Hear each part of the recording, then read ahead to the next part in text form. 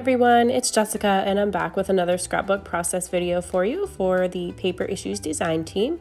And today I'm going to be showing you my layout for the 2020 mood board featured here.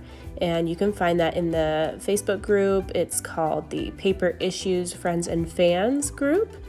And you can participate all month long in our challenges in order to have a chance to win prizes.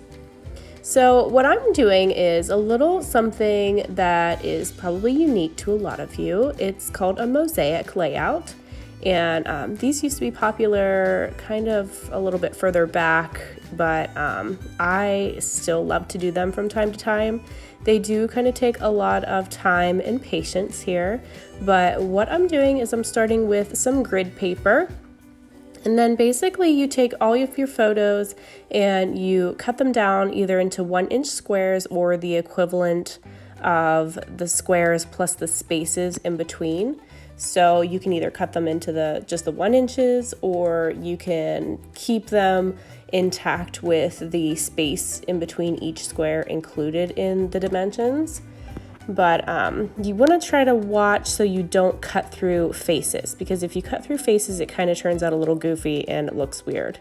So I try to avoid that if at all possible. Sometimes I still end up doing it, but I'm using my little grid sheet to kind of avoid doing that. But I'm just going through here and cutting them down to where I want them and where I like them to fit. Some of them I'm keeping fully intact and not cutting them at all, and some of them I'm cutting down to those 1-inch squares. So you're seeing here I'm using my cutting mat with the grid squares already on it. The one side features the 1-inch squares grid. You can cut anywhere on that, and then this side features the 1-inch squares plus the spaces in between. So if you want to keep your photo intact, that's what side you use. So I'm just kind of laying them out. I'm using my X-Acto knife and my ruler on the cutting mat, and I'm also using this tape runner, which is a repositionable tape runner or a removable tape runner. So you want to use the removable because I may stick this down on my grid paper and then decide later I don't like where that is. So I don't want to permanently adhere that and then not be able to move it around later. So basically I'm just cutting them up and putting that tape on the back before I cut it, because it makes it a little bit easier to actually cut it. It's not moving around on my mat with that repositionable adhesive on there. And then I'll just place them down on my grid sheet here. Some of these photos I'm going to mat. I do mess a couple of them up when I'm cutting, and I was originally going to cut them down to 1-inch squares, but then I was going to cut through his face on this one, so I decided to just keep it as a whole and just mat it, which I actually like doing that from time to time anyways, so it's totally okay. Anything goes here. So some of these, sometimes I choose to pop them up with foam squares or dimensional pop dots. That kind of puts a unique effect to them as well. And I like to just add some little things in here and there wherever I need to fill in spaces, like that big title, "We're in this together." I put that there just to fill in the spaces because I just had some odd space there. Those are 1-inch squares in between those photos that I have, so I had to fill it in with something, and I didn't want to do just plain squares or something, in each individual square. So that's how I fill that in, and I love that title and I wanted to use it. So I'm actually using some embellishments by Simple Stories from the Quarantine Life collection, and I'm using some Jen Hadfield from her, I believe it's the Homemade collection as well. So I'm just pulling little bits and pieces out for that. I'm cutting my photos down, trying to just arrange them where I think I want them to go, and moving them around as I see fit. These are various items in here and a couple memes that I have printed off during the quarantine phase whenever we were on lockdown. And this is basically right whenever our lockdown started, and this was in like March, April timeframe of 2020.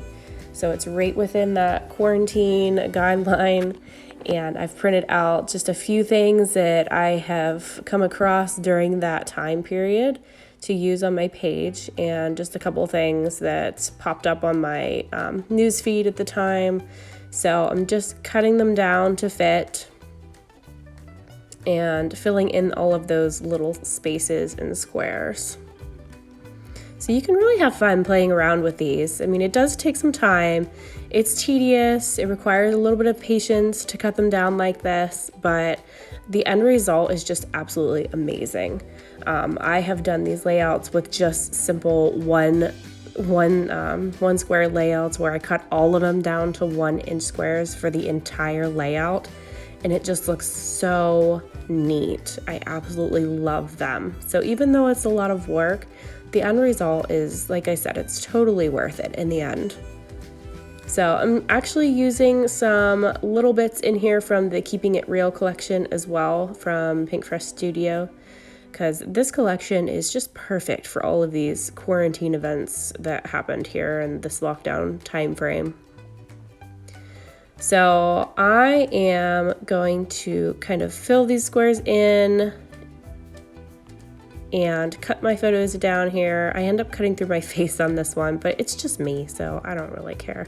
If it was my son's face on that top one, I would care a lot more. But since it was just mine, I think it's gonna be fine. That photo in the bottom left is actually when I first had my second baby, and my firstborn child thought it was just absolutely hilarious to put his Mr. Potato Head parts on top of the baby. So you see the little hat is on his back, and the little butt flap is actually on the baby's butt, which he just thought was absolutely hilarious and had so much fun with that. So we were just kind of hanging out on the couch and snuggling, and he was having a blast with that. So that was one of the things that we did. Another thing that we did was my husband had to take us for car rides just to make me get out of the house. He said that I was too cooped up in the house and I needed my outing time. So he would take us all for car rides, and we would just go do simple things like take recycling, or, you know, just go drive around and just see the sights, just to get out of the house since we couldn't visit family or actually go anywhere at the time. So this is where that repositionable adhesive comes in handy, like I said, because here I'm really moving things around. I'm not fairly certain where I want these items to go, and I'm kind of messing around with these embellishments and just picking different things out and kind of smushing them here and there where they belong. So I'm really moving a lot of things around at this point. So that is where it's nice that you can pick them up and move them, and it's not going to make a mark on your page or rip the paper because you've used that repositionable adhesive. So in the end, you'll want to go back through and actually lay everything out and use your permanent adhesive. That way nothing will move in the end of this. So here I'm actually going to fill this in. I've matted it and left some space there for some journaling, and I'm just going to write down here about how my husband took us for car rides to get us out of the house. So that kind of fills up those other two kind of weird squares that were left behind there and left to be filled in. So I'm just going to adhere that down with some permanent adhesive from my ATG gun.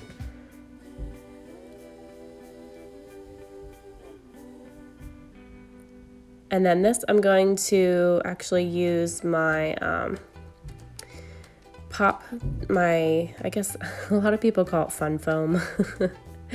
It's just some generic craft foam that you can buy basically anywhere that sells like kids craft stuff. But I'm going to use that to pop that up a little bit. That says sending good vibes, and that is also in the mood boards, so it matches pretty perfectly with that.